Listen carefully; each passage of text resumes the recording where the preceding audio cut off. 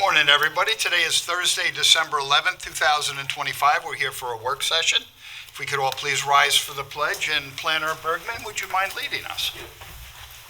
Allegiance to the flag of the United States of America and to the republic for which it stands, one nation, under God, indivisible, with liberty and justice for all.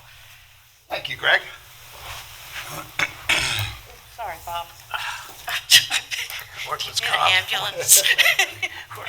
All right, I have one quick announcement today, and that is that this Friday, December 12th at 12 p.m., the groundbreaking ceremony to include demolition of 127 East Main Street to make way for the new Riverhead Town Square. There's a flyer here on the table. Justin, I don't know if you can grab a picture of it in the middle of the table. So that's exciting. We can't wait. We've been waiting a long time for this to happen. And that will be in Friday at noon, right down at the town square. So if you want to come on out, dress warm. I think it's going to be a little chilly. We will have dignitaries there from the state, the county, obviously the town, and from all over the place. Anybody who helped us gather grant money for this has been invited. So it should be a nice little groundbreaking ceremony. So Friday at 12, down at the town square. All right, on open session, we have one item today, and that item is matters surrounding Chapter 301-3, golf cottages, and that will be with Planner Greg Bergman. All right, good morning. Thank you. Good morning. All right, so this is just a follow-up from a conversation we had a while back. We spoke about golf cottages, which were a recommendation in the comp plan. The vision was to, create locations and venues for people wishing to stay on golf courses. There was a definition in the comp plan of it. One of the significant, pieces of it was the use of transfer of development rights. After our last work session, I've had some conversations with some board members, so I do have a revised definition of a golf cottage. The major changes was, as requested by the board, size of the golf cottages was increased from 600 square feet to 1,200 square foot max. We removed the limit on the duration of the stay. The thought was if there's a member of a golf course, if they wanted to come up and stay seasonally, that could happen. We removed language regarding number of bedrooms, kitchenette, bathrooms, etc. Clarified the definition of golf cottage a little bit so that the golf cottages can be freestanding structures or attached structures with common walls separating individual units. A thought behind that was just to reduce infrastructure costs rather than build, several individual freestanding units, combined foundations, etc. Less septic systems, so it could share multiple cottages potentially. Whatever would be, even just from roadway, water infrastructure, all related infrastructure and construction costs. And then I just added language in the definition of a golf cottage to state that, being that we're removing the duration of the stay, language just state that golf cottages shall not be used for the purposes of establishing residency within the town of Riverhead. These are not designed to be residential units where people live year round. You don't have to deal with school children, etc. Right now, with the use of TDRs, the transfer of development right ratio would be one TDR per golf cottage. So if there was a golf course with 18 holes, they can do one up to a maximum of one per hole. So we could, in theory, see 18 golf cottages.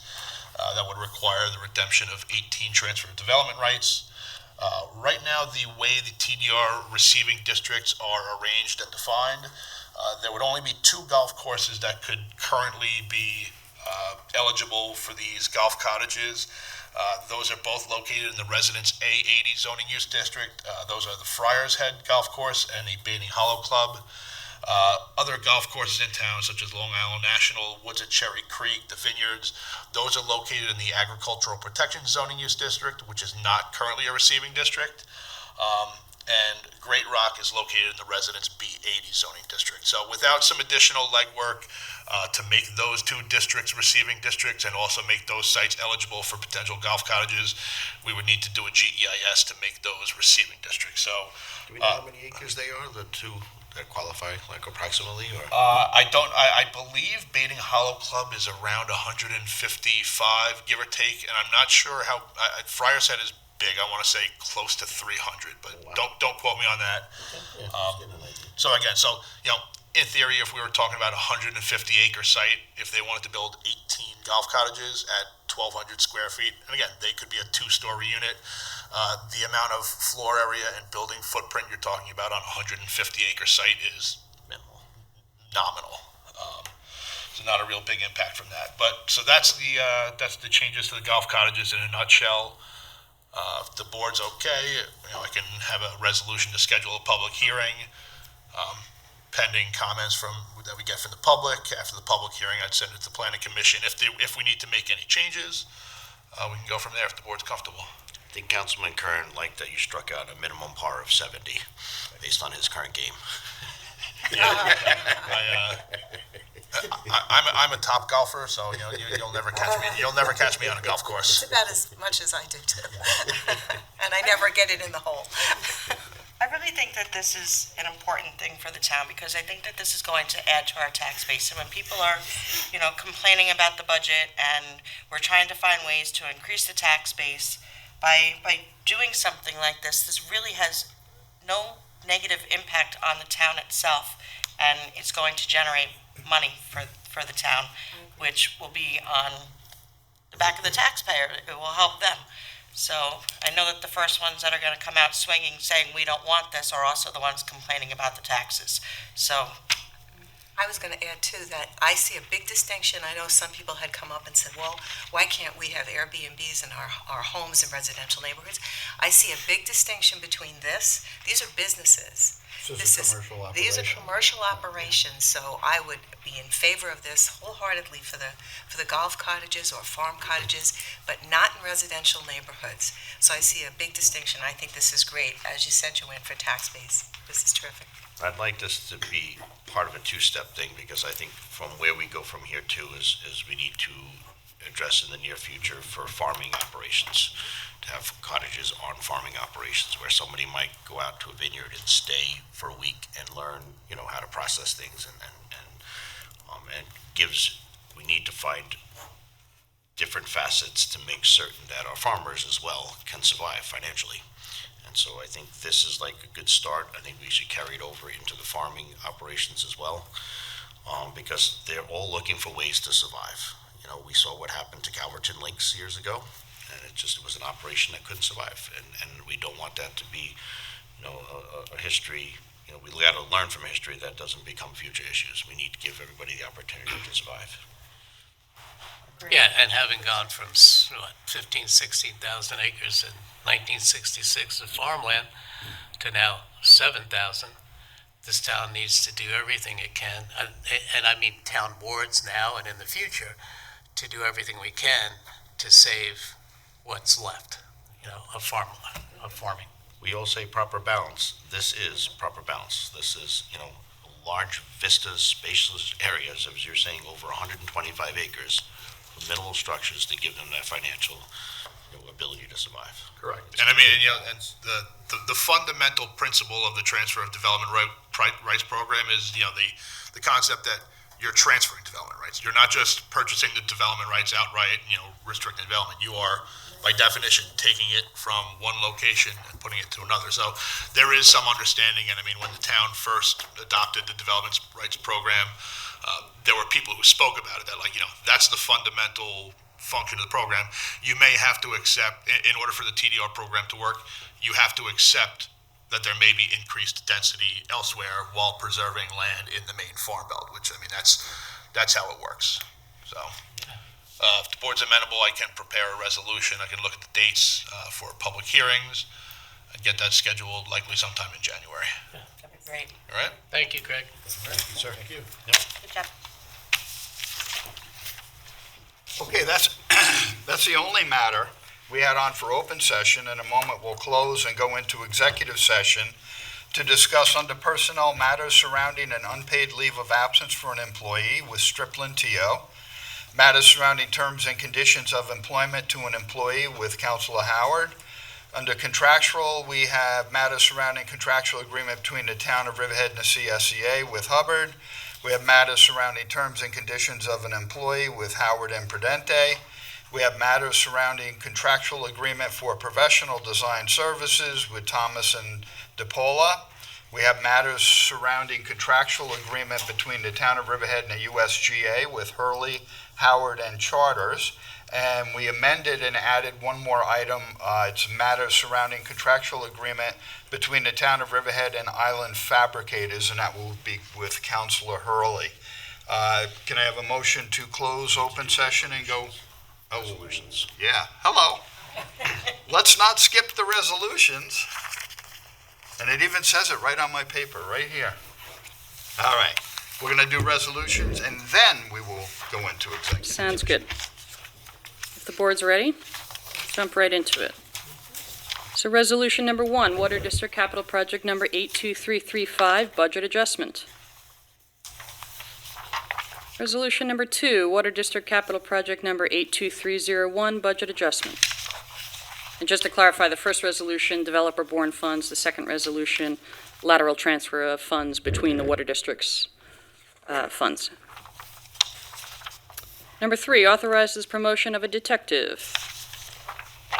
Number 4, authorizes promotion of a detective. Number 5, ratifies the reclassification of a code enforcement officer, Spanish-speaking, to ordinance inspector, Spanish-speaking. Number 6, ratifies the transfer of an employee.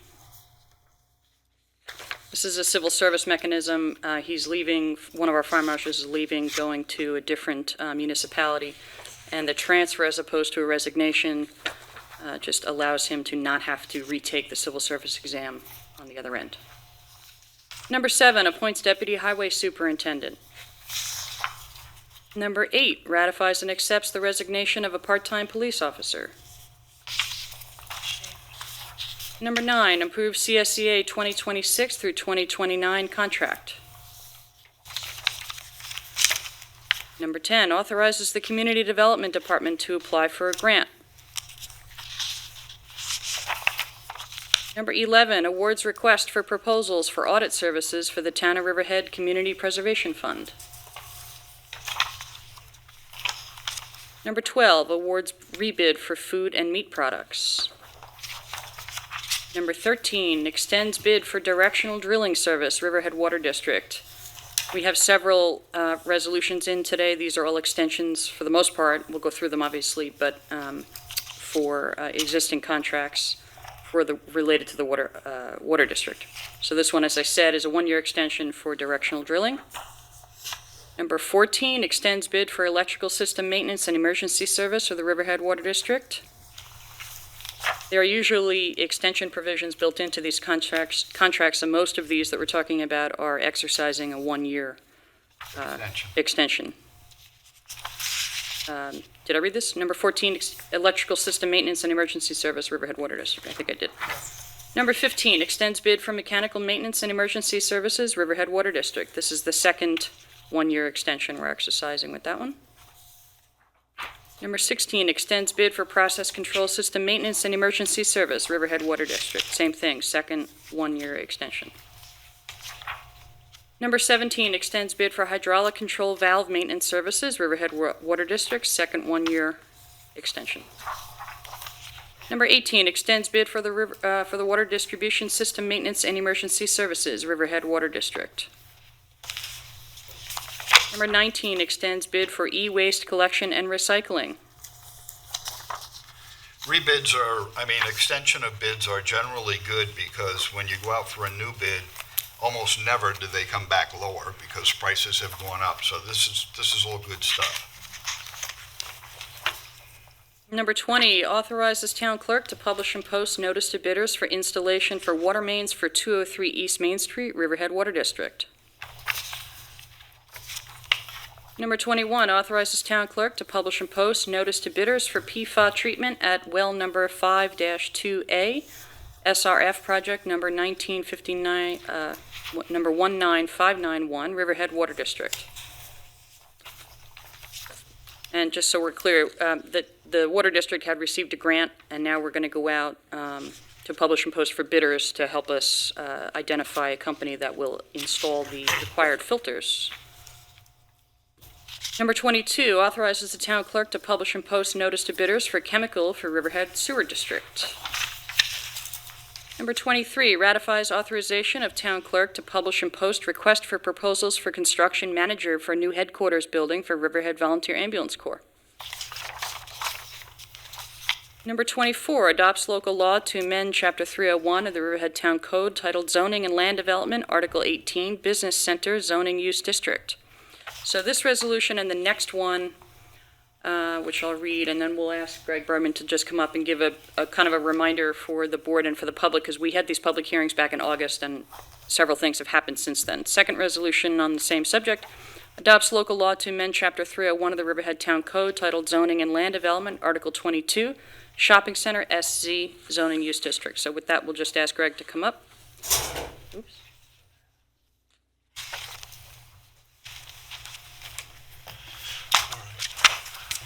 So just to quickly recap the board's, refresh the board's memory on the business center, shopping center zoning districts. A couple of changes. Right now, both the business center and the shopping center zoning use district have a required 35-foot unoccupied front yard. Right now, that's denoted in a small footnote on our dimensional regulations. One of the changes was to bring that kind of into the forefront of the actual supplementary guidelines of those zoning use districts. The other change to the shopping center zoning use district was to expand the permitted uses. So right now, as you travel along 58, obviously as you're driving, you can't really tell the difference between the business center zoning district, shopping center zoning district. So we're expanding the uses in the shopping center to allow for some more pad development in some of the underutilized areas of those parking lots. Specifically, like if you think of the restaurant depot, the former Walmart site, there's a large parking area up near 58, which is the only thing that's ever really there is some seagulls. So, the thought was to, and it's in line with the recommendations of the comprehensive plan, to allow for reuse of underutilized parking areas. So we're expanding those permitted uses with the thought that we could get some additional pad site development in those areas. Again, I don't think there's anything, we're talking about adding, restaurants with drive-through as additional, freestanding development, which was previously discouraged in the shopping center zoning use district. But if you redevelop some of those underutilized areas with some additional commercial development, nothing that's going to significantly change the traffic patterns on 58. The road already carries about 37,000 daily vehicle trips. So if you had another couple of retail stores or restaurants along 58, it's not going to change the world in its entirety.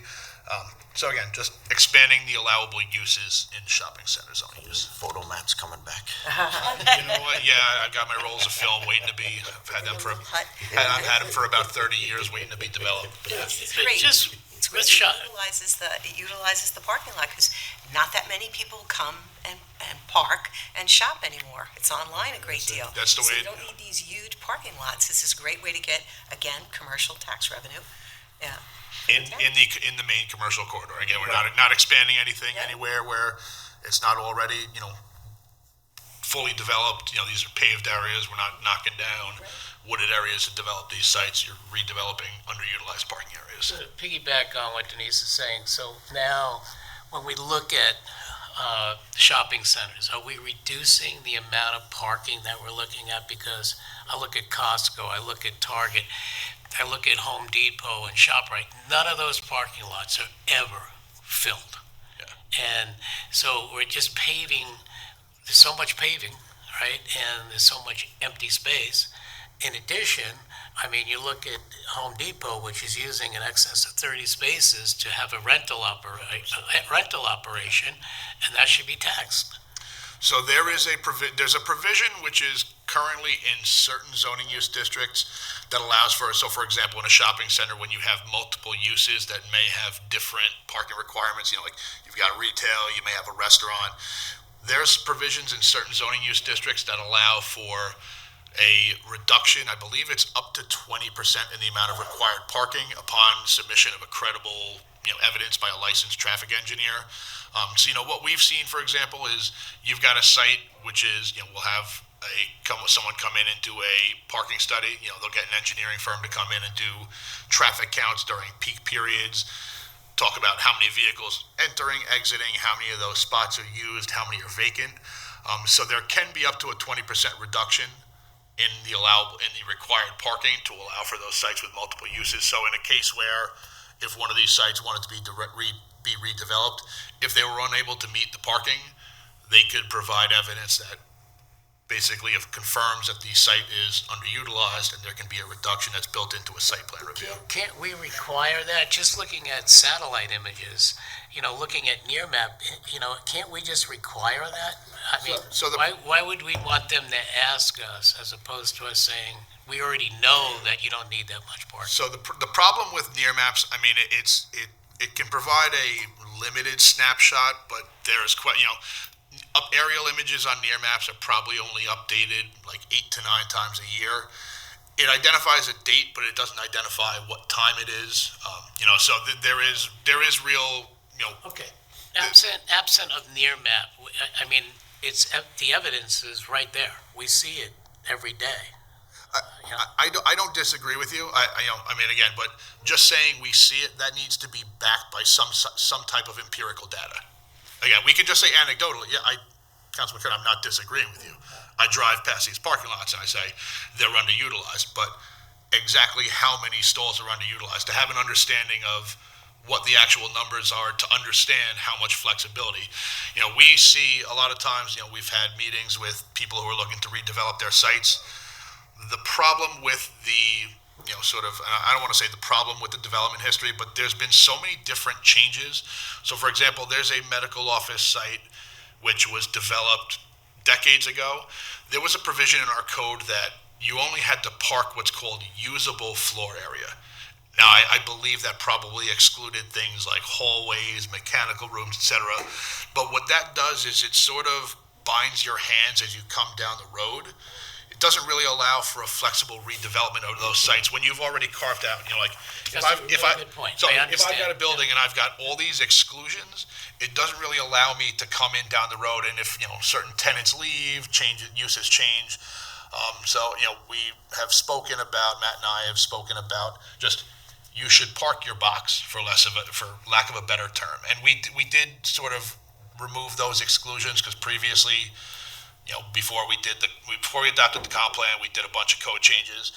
One of them was to remove that sort of carve-out exclusion again, because it just creates problems down the road that we have to sort of get creative in how to address. It's much cleaner if you just say, I've got a 10,000 square foot building, here's what I'm parking. It just allows for more flexible reuse down the road. But I would rather see it that, okay, you make sure that you have the land available for parking, but not pave the whole thing unless you know for sure that you actually need all of that paved. So that's already in the code, and we've exercised that recently.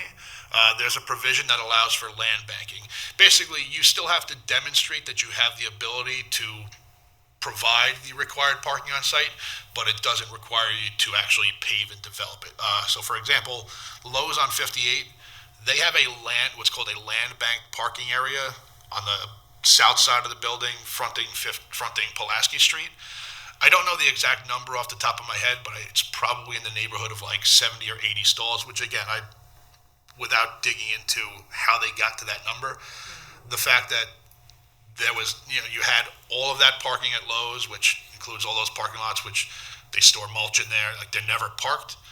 The fact that there's more parking that's required, again, that's why we have that land bank provision, because there's absolutely no sense to just build parking that you're never going to use. They could have land bank A lot a more. lot more, and it's in their interest because they have less to pave when they have to repave.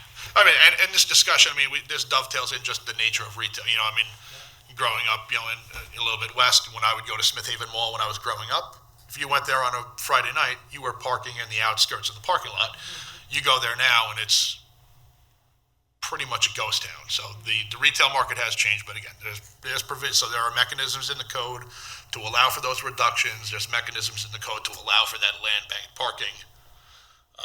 So we could require land banking. Could we do that? We allow it. Okay, but I'm saying, could we require it? In the planning boards, and again, there's not many undeveloped sites on 58 I that we're agree. talking about. So, for just for I feel like we're kind of getting off the changes to shopping center, but, there's really only a couple of vacant sites. I mean, you've got the property behind the Sergeant's Rec Center that's a vacant site. Beyond that, there's not many undeveloped sites on 58. So we're going to be, talking about reuse of underutilized areas. Obviously, if any site came in for significant redevelopment for like demolition and complete remodel, you'd look at land banking. But For instance, with Tanker, we're looking at maybe a movie theater being able to come in there, is that right? With the any type of significant redevelopment of a site, again, like do I see like Riverhead Center demolishing their buildings and completely constructing?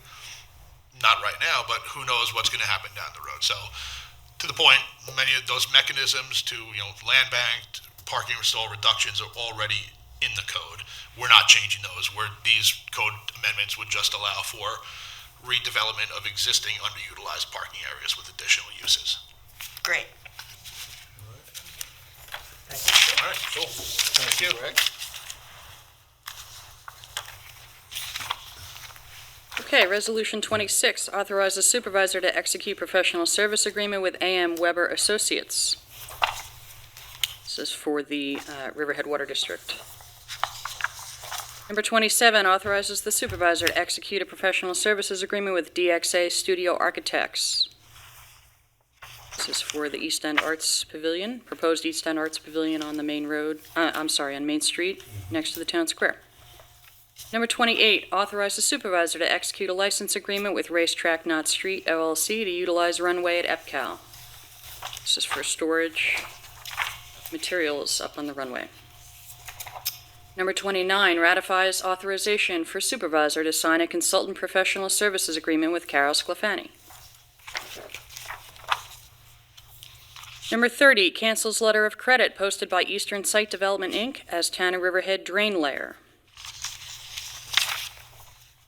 Number 31 establishes time of regular meetings of the Community Development Agency for 2026.